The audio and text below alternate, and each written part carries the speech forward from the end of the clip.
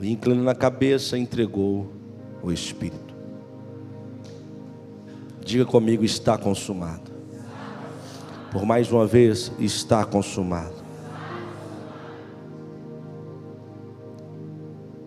Me presta sua atenção. Nós precisamos entender algumas coisas acerca do propósito de Jesus nessa terra. Existe um grande teólogo londrino, por nome Charles Spurgeon, conhecido como príncipe dos pregadores. Ele, certa feita, visitando a casa de uma mulher, essa mulher bem velhinha, bem necessitada e doente. Quando ele chega na casa dela, ele vê um quadro, uma moldura muito bonita. Ele pergunta para essa mulher: o que é esse quadro? Ela fala: não sei. Eu trabalhei a vida inteira para uma nobre, uma inglesa muito nobre, muito rica, muito poderosa. E essa mulher, quando estava prestes a morrer, ela me entregou esse papel. E como eu não sei ler, eu achei o papel muito bonito. Resolvi fazer uma moldura e colocar na sala da minha casa. E quando Charles Spurgeon vai ler esse papel, ele vai ver que ali é um grande testamento, onde aquela nobre tinha deixado tudo que ela tinha para que sua serva. Mas pelo fato da verdade estar ali, ela não conhecer, ela nunca teve acesso ao que era de direito. Diga comigo: a verdade não liberta. Fale mais uma vez: a verdade não liberta. O que liberta é o conhecimento da verdade. Você pode ter a verdade na palma das suas mãos e continuar preso. Você pode ter a verdade na palma das suas mãos e continuar a vida da mesma maneira que era lá no mundo. Mas quando nós acessamos a verdade, quando nós acessamos o conhecimento dessa verdade, essa verdade traz libertação e mudança para a nossa vida. Existe uma verdade sobre a morte de Jesus. Existe uma verdade sobre a entrega dele na cruz do Calvário. Muitos vão dizer que Jesus foi assassinado. Muitos vão dizer que mataram Jesus. Mas ninguém pode tomar a vida de Jesus. Ninguém pode assassinar Jesus. Pastor, então o que aconteceu com ele? A Bíblia diz que ele mesmo se entregou. O poder dele é tão grande, ele é tão poderoso, que ninguém tomou a vida dele, mas ele mesmo a entregou. Pastor, não foi culpa dos religiosos, não. Pastor, não foi culpa de Caifás, Pilatos, não. Eles não tinham o poder de tirar a vida de Jesus. Mas Jesus se entregou, porque existia um propósito, porque existia uma missão. Jesus estava cumprindo uma missão. Então Jesus não foi assassinado, ele se entregou. Diga isso comigo: Jesus se entregou. Ele é a nossa Páscoa. 1 Coríntios capítulo 5, verso 7, vai dizer que Jesus Cristo é a nossa Páscoa. Quando o povo estava lá no Egito, sofrendo, padecendo, a história vai dizer, a Bíblia vai dizer, que naqueles dias um espírito ia passar lá no Egito. E toda família que desse ouvidos à voz de Deus, tinha que pegar um cordeiro. Esse cordeiro tinha que ser um cordeiro puro. Tinha que sacrificar esse cordeiro. Pegar o sangue desse cordeiro, passar nos umbrais das portas. E quando passasse nos umbrais das portas, aquele espírito que era o espírito da morte ia passar lá no Egito. Mas aonde houvesse o sangue, um livramento ia acontecer. Aonde houvesse um sangue, uma proteção estava cercando aquela casa e aquela família. Aonde houvesse o sangue, haveria salvação. Quando a Bíblia diz que Jesus é a Páscoa, a palavra Páscoa é Pessach, que significa passagem.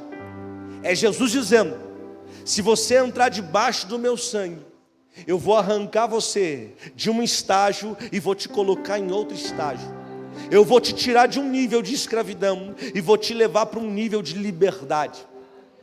Quando aquele espírito foi liberado, aonde havia o sangue, houve livramento, houve proteção e houve salvação. Você precisa entender que nós precisamos estar debaixo do sangue do Cordeiro. Enquanto estamos debaixo do sangue do Cordeiro, há livramento para a nossa vida, há proteção para a nossa história e há salvação para a nossa vida. A gente não pode andar nessa terra sem estar debaixo do sangue de Jesus. Quando ele vai para a cruz do Calvário, o que ele está cumprindo ali é religião. Fala comigo, religião. Pastor, o que é religião? É religare, a palavra é religare, é reconectar. Sabe aquele fio que foi solto, você consegue reconectar ele? É isso que Jesus está fazendo na cruz do Calvário. O quê? Ele está reconectando você ao Pai. Ele está cumprindo um propósito na cruz do Calvário. Ele está te conectando aos céus novamente. Ele está te conectando a Deus novamente. Pastor, por que eu preciso ser reconectado? Por que eu preciso estar em ligação com Deus? Romanos capítulo 3, versículo 23, vai dizer que todos pecaram e destituídos estão da glória de Deus. Quando a gente peca, a gente está longe da glória de Deus. A Bíblia vai dizer que o salário do pecado é o quê? Romanos 6, 23. O salário do pecado é a morte. Quando a Bíblia fala de morte, não está falando do fim de uma existência. Redobre a atenção. Quando a Bíblia fala de morte, não está falando de um fim de uma existência, não. Está falando de uma separação. Toda vez que Deus fala de morte, Ele fala, você está sendo separado. Lembra do homem, primeiro casal lá no jardim do Éden. Deus falou com eles, vocês não podem comer desse fruto, porque se comer, vai haver uma separação. Eu vou estar distante de vocês, e a morte vai chegar. Então a morte não quer dizer que é o fim da existência, não. Está dizendo que a morte faz E observe, Jesus nunca pecou, Jesus nunca falhou, mas Ele levou sobre si todos os nossos pecados, todas as nossas dores. Na história que existe, em toda a história do Gênesis ao Apocalipse, só uma vez que Jesus teve que se separar do Pai, ao ponto do Pai ter que virar para não ver o que está acontecendo, porque Ele nunca havia acontecido isso. E Jesus só se separou do Pai porque Ele assumiu o meu pecado e o seu pecado. Jesus só se afastou por um momento do Pai porque Ele tinha um propósito muito claro para cumprir sobre a face da terra. E eu preciso compartilhar esse propósito com você de forma bem rápida e bem objetiva. Vou falar apenas de 3 propósitos que a obra da cruz trouxe para a nossa vida. Existem 3 pontos que quando Jesus se entrega na cruz do Calvário, isso vai nos alcançar, isso vai nos direcionar e vai nos dar uma nova história. O primeiro ponto da obra de Jesus na cruz do Calvário é porque Ele na cruz do Calvário satisfez a justiça de Deus. Jesus, quando se entrega na cruz do Calvário, Ele satisfaz a justiça de Deus. Olhe para mim, quando alguém comete um crime, existe o julgamento. O juiz vai liberar uma pena. Enquanto essa pena não for cumprida completamente, a justiça não foi satisfeita. Não houve justiça. Então a pessoa comete um crime, ela vai ser julgada, ela vai ser presa, mas enquanto ela não cumprir toda a pena, não houve justiça. Mas no dia que ela cumpre toda a sentença, toda a pena que lhe foi impetrada, quando ela acaba de cumprir essa pena, ela sai, ali a justiça foi satisfeita. Quando Adão peca lá atrás, houve agora um pecado, uma separação entre o homem e Deus, e a justiça de Deus vai se manifestar, e Deus quer que essa justiça seja satisfeita. Alguém inocente tem que morrer, alguém que não tem culpa tem que morrer, para que o culpado seja livre. Jesus olha para a história e fala, pode me colocar. Eu amo tanto essa humanidade que eu vou me entregar por eles. E a pena que era deles, eu vou assumir. Eu vou assumir a cruz do Calvário e toda a penalização, toda a injustiça que foi feita. Quando eu me entregar, a justiça vai ser completa. Deus vai estar satisfeito com essa justiça. Segundo ponto da obra da cruz: quando Jesus se entrega na cruz do Calvário, ali vai haver reconciliação. Jesus vai nos reconciliar com Deus novamente. Ele vai te reconciliar com o Pai novamente. Estávamos distantes, mas através da entrega na cruz do Calvário, Ele vai nos reconciliar. Deixa eu ler um texto com você. Colossenses capítulo 1, versículo 21. Colossenses 1, 21. Leia comigo esse texto. A vós também, que no outro tempo erais estranhos e inimigos do entendimento pelas vossas obras más, agora contudo vos reconciliou, 22, no corpo da sua carne, pela morte, para perante Ele vos apresentar santos, irrepreensíveis e inculpáveis. Deixa esse texto aí. Quando Jesus se entrega na cruz do Calvário, ninguém toma a vida dele, ninguém assassina ele, ele se entrega. Ele nos faz ser reconciliados com o Pai. E quando a gente é reconciliado com o Pai, nós nos tornamos santos, não por aquilo que fazemos, mas porque o sangue de um santo está sobre a nossa vida. Deus, quando te vê hoje e vê o sangue de Jesus na sua vida, Ele te chama de santo. Pastor, mas e os meus pecados? Ele continua te chamando de santo, porque existe um sangue que te purifica, que te lava de todo o pecado. Quando Deus olha para você e vê o sangue, Ele fala: essa pessoa é irrepreensível, essa pessoa está no caminho certo, está na direção certa. E diz: inculpáveis. O que é isso? A culpa não pode recair mais sobre nós, porque houve reconciliação. Ninguém mais pode nos culpar por aquilo que Adão fez. Ninguém mais pode nos atacar pelo pecado original. Por quê? Diante do sangue de Jesus, irmão, nós somos inculpáveis. A culpa não recairá mais sobre nós, porque existe um sangue sobre a nossa vida. E foi numa cesta como essa que Ele resolveu se entregar e dizer: chegou o tempo, chegou a hora, eu vou derramar o meu sangue, e quem receber do meu sangue, essa culpa não recairá mais sobre a vida dele, essa culpa não recairá mais sobre a vida dela. Alguém pode celebrar essa palavra nesse lugar? Agora vai existir em nossas vidas uma restauração. Isaías 53, verso 4 e 5, coloca para mim. Isaías 53, verso 4 e 5. Verdadeiramente Ele tomou sobre si as nossas enfermidades, e as nossas dores levou sobre si, e nós o reputávamos por aflito, ferido de Deus e oprimido. Próximo. Mas Ele foi ferido por causa das nossas transgressões, e moído por causa das nossas iniquidades. O castigo que nos traz a paz estava sobre Ele, e pelas suas pisaduras fomos sarados. Aleluia. Existe uma reconciliação, existe uma restauração. Jesus não vai para a cruz de qualquer maneira. Ele não vai para a cruz sem saber o que está acontecendo. Quando Ele vai para a cruz, Ele sabe o que Ele está liberando sobre a igreja. Ele sabe o que Ele está liberando sobre todo aquele que aceitar e invocar o nome dEle. Ele não vai para a cruz para cumprir a vontade humana, não. Ele vai para a cruz para cumprir a vontade do Todo-Poderoso. Existia um roteiro divino, existia uma história preparada, existia um plano antes da fundação do mundo. Quando Caifás começa a dizer, lá em João capítulo 11, versículo 49, um homem tem que morrer por todos os outros. Ele não sabia que ele fazia parte de um roteiro divino.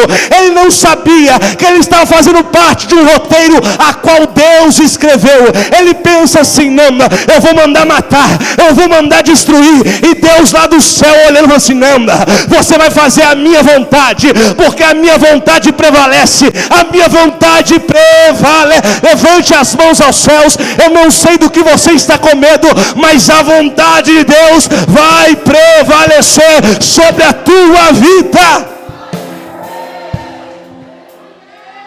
Jesus vai para a cruz, Jesus vai para a cruz.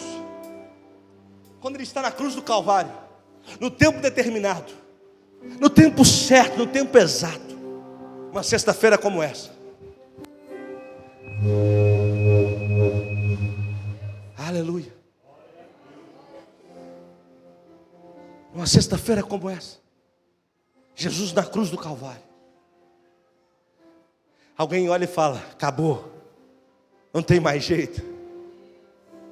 Só que não sabiam eles que um propósito estava sendo cumprido, que um propósito estava sendo estabelecido.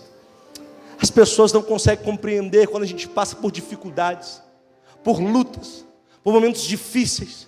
Eles falam: agora acabou, agora não tem mais jeito. Mas eles não entendem que Deus tem um roteiro preparado para a nossa vida e para a nossa história. Me ajude a pregar, fala para o vizinho, fala: Deus tem um roteiro para a sua vida, e ninguém vai atrapalhar.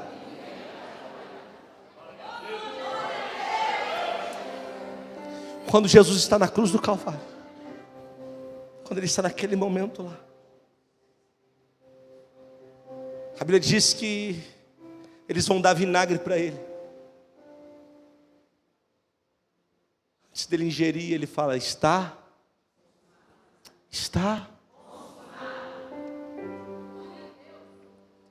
E o texto diz que, inclinando a cabeça, entregou, fala comigo, entregou o seu espírito. Ninguém tirou, ninguém tomou, Ele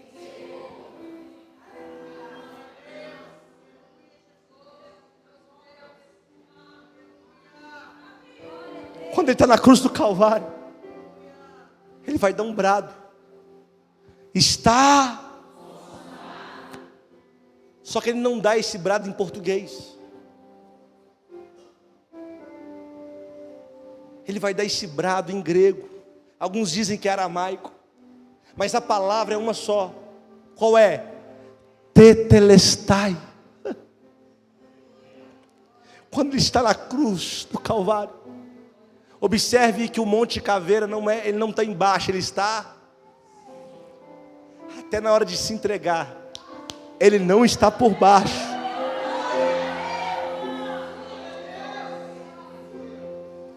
Lembra quando Ele está no caminho do Gólgota? Ele está segurando a cruz, mas tomou tanta chicotada que ele não suporta, ele tropeça, cai. Alguém fala: daí não passa. Mas alguém vai se posicionar para ajudar. Um sirineu vai carregar a cruz, porque ele tinha um propósito muito claro: tem que chegar lá em cima, tem que chegar. Quando você não estiver mais suportando, Deus vai levantar pessoas para te socorrer. Quando você não estiver mais aguentando, Deus vai levantar pessoas para te ajudar. No meio do caminho você não fica. Vou liberar essa palavra de novo para você reagir. No meio do caminho, no meio da história, você não fica. Deus tem um projeto para a tua vida. Deus tem uma missão para você, e você há de cumprir essa missão, meu filho. Quando Jesus está lá, Ele vai dar o brado: Tetelestai. Para a nossa cultura parece que é só um grito, mas naquela cultura não. Existia 4 pontos importantes dentro dessa palavra. Primeiro ponto qual é? Você vai entender. Quando um pai dava uma missão para um filho, e esse filho cumpria essa missão com maestria, ele voltava para o seu pai e dizia para o seu pai: papai, Tetelestai. O que é isso? O Senhor me deu a missão, eu cumpri a missão, cumpri o propósito, estou de volta. Você está comigo aqui ou não? Segundo ponto, quando alguém dizia Tetelestai, quando alguém tinha uma dívida financeira diante de entidades financeiras, se fosse nos dias de hoje, banco, quando alguém pagava essa dívida, quando alguém quitava essa dívida, um papel era dado, e alguém carimbava atrás desse papel, e nesse carimbo estava escrito Tetelestai, a dívida foi paga. É só isso, pastor? Não, terceiro ponto, que é mais? Quando alguém cometia um crime e tinha uma pena, ele tinha que cumprir a sua pena, ele ia lá, cumpria a sua pena, E quando ia sair, ele recebia um papel, uma cédula que era contrária a ele. Nessa cédula, o juiz pegava e carimbava. Carimbava o que, pastor? Tetelestai. O que é isso? Está pago, está quitado, a justiça foi satisfeita. Aleluia. Quarto ponto, quando alguém dizia tetelestai, quando era, pastor?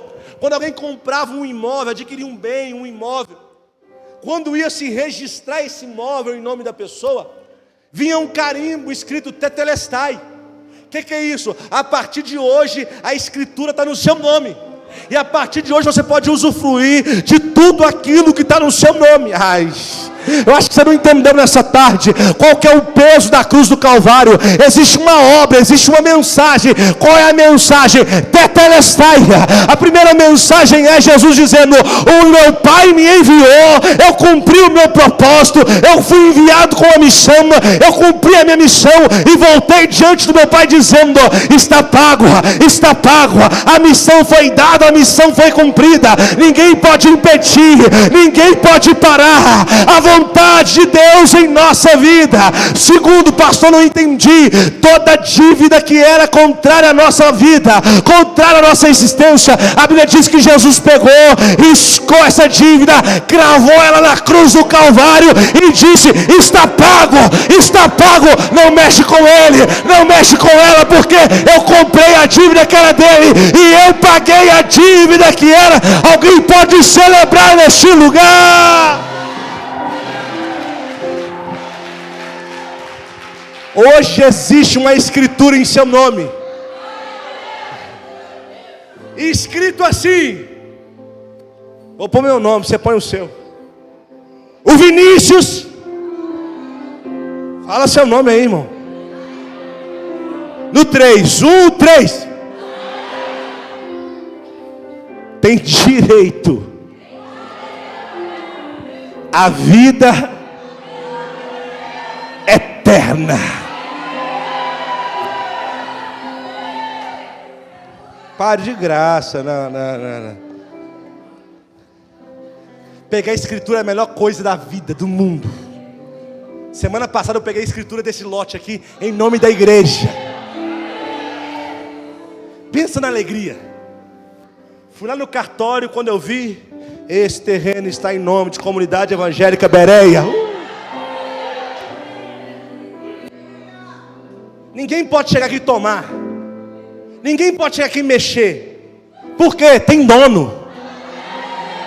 Tem dono, tem dono, tem dono. Eu vou dizer até você reagir: pastor, eu estou com medo. Com medo de quê? Você tem dono, tem dono. Está registrado, está pago, está aqui, tá. Ninguém pode tocar em você, ninguém pode arrancar de você aquilo que Jesus já garantiu. E Ele está dizendo nessa tarde: eu estou liberando vida eterna, vida eterna. Quem crê nessa palavra, solta o grito de glória.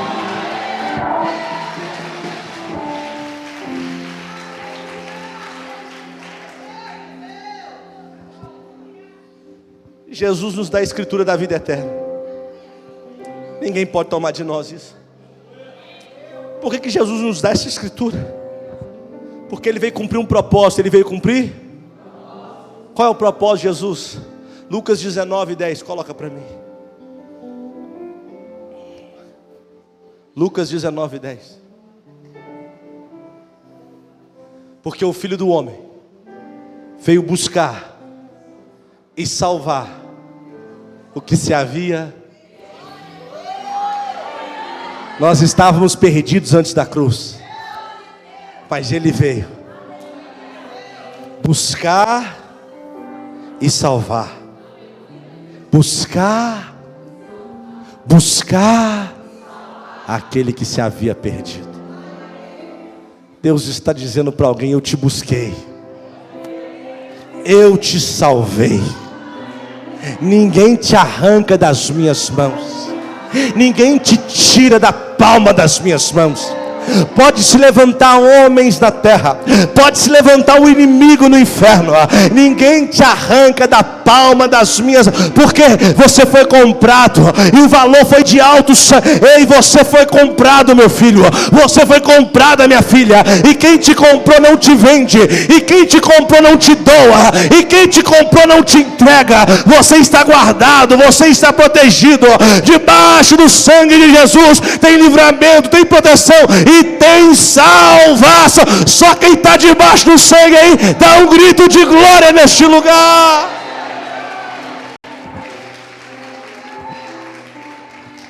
Colossenses capítulo 2:14, eu termino agora. Louvor já pode subir para cá, a gente termina agora. Colossenses 2:14. Havendo riscado a cédula que era contra nas suas ordenanças, a qual de alguma maneira nos era contrária, e atirou no meio de nós, cravando-a. Enquanto eles estão cravando Jesus, não sabiam eles que a nossa dívida estava sendo cravada, o nosso erro, o nosso pecado estava sendo cravado, tudo aquilo que era contrário à nossa vida estava sendo cravado na cruz do Calvário. Hoje, quando eu olho para a cruz, eu não vejo Jesus, porque Ele ressuscitou, Ele não está lá, mas existe uma marca na cruz. Qual é? Todo mundo tem que saber. Quando olhar para a cruz está vazia, a cruz está. E se tem uma coisa que pode encher a cruz, sabe o que é? A minha dívida, o meu passado, o meu pecado. Deixou tudo na cruz. Ele não lembra mais, Ele não faz questão de lembrar. Ele só quer apontar o meu futuro e dizer: vinde benditos de meu Pai, vinde benditos de meu Pai, vinde benditos. E entrei por essas portas celestiais, e vinde reinar para todos.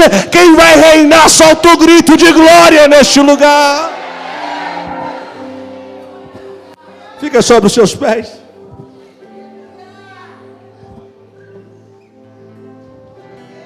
Na cruz Ele satisfaz a justiça de Deus. Vou falar de novo. Na cruz Ele satisfaz a justiça de Deus. A Bíblia diz que todo aquele que é pendurado no madeiro é tido por maldito.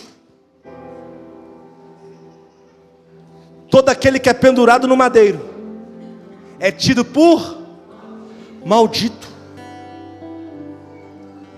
Eu não fui pendurado no madeiro, mas Jesus disse para ele não ir, eu vou. E quando Ele se entrega na cruz do Calvário, toda maldição que era para me acompanhar, para chegar na minha vida, Ele quebra a maldição. Vou dizer de novo: Ele quebra a maldição. Alguém está dizendo aqui: pastor, lá na minha casa é assim, todo mundo morreu desse jeito, eu também vou morrer. Vai não. Pastor, lá todo mundo casa grávida, eu também vou. Vai não. Porque na cruz Ele quebrou. Lá em casa todo mundo é pobre, pastor, você mais um. Vai não. Pastor, lá todo mundo morre dessa enfermidade, mas você não vai morrer, porque na cruz Ele quebrou a maldição. Já não há condenação para aqueles que estão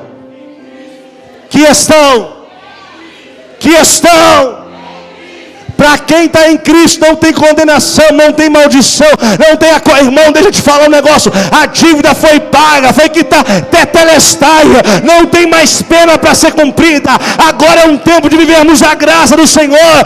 Ele venceu a morte, Ele venceu a morte, Ele venceu a morte.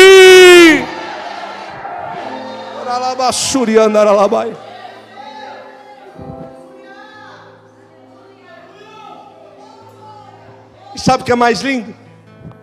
Ele diz assim: a vocês que morrerem em Cristo ressuscitarão.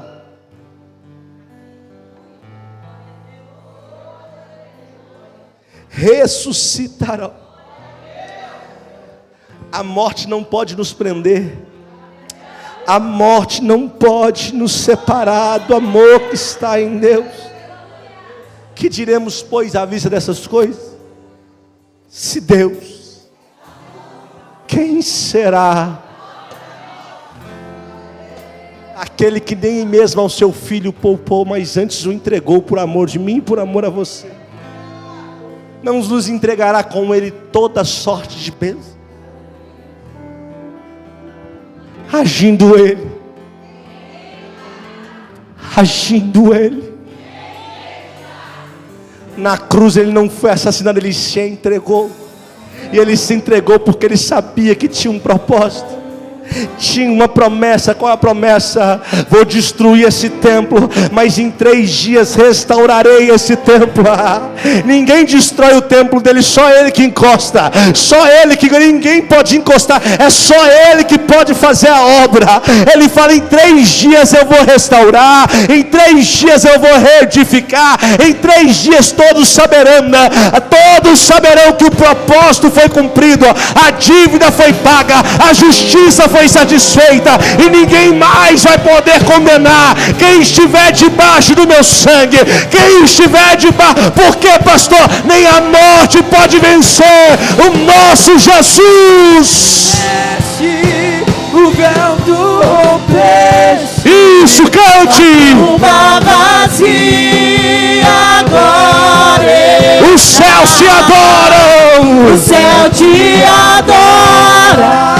Proclama a glória, pois ressuscitaste, vida.